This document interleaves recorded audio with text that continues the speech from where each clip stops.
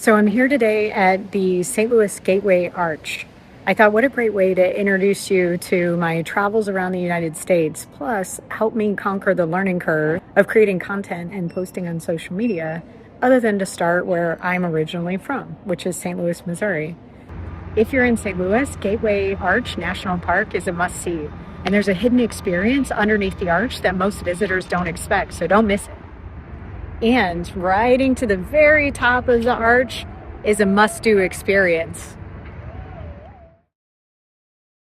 When I was a kid, every year my parents would bring us down to the landing. We would sit on these steps under the arch, and we would watch the fireworks that were being shot from a riverboat on the river in front of the arch. So one of my favorite parts about museums is when they allow visitors to experience the exhibits in different ways. The Free Museum is located underground directly below the Gateway Arch. The exhibits teach visitors about 200 years of St. Louis history throughout 6 interactive galleries.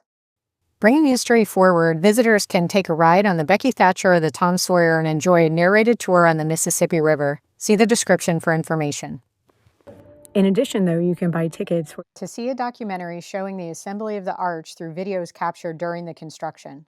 You'll also hear an oral history through interviews of the courageous men who built the structure. Even though there is not a safety line in sight, no men were lost during the project. This movie is worth every penny. Today, the St. Louis Arch is a national park. It stands 630 feet tall and 630 feet wide, made of stainless steel. There are interesting debates on if the arch affects the weather. Either way, I'll never get tired of looking up from its base. The museum exhibits several art installations, including the sculpture of the arch builders. The level of detail is incredible. Fun fact, Dwight D. Eisenhower approved the arch monument construction, and in 1967, the former president visited and insisted on riding the tram to the top, the only U.S. president to do so. The oral histories from the arch builders is also available in the free part of the museum. The other experience for a couple extra dollars is a virtual reality experience. So you actually put on a virtual headset and you have a 360-degree view around the riverfront, and you're learning about the people that would have been in St. Louis at that time. It was fantastic. So now I'm actually getting ready to go up into the arch, and I'll show you what that experience is like.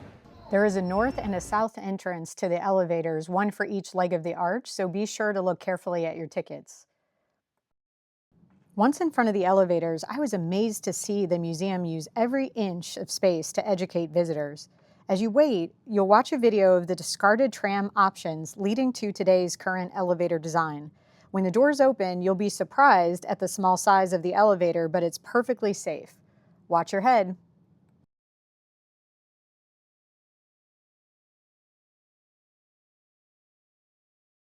Riding in the elevator, only 4 minutes.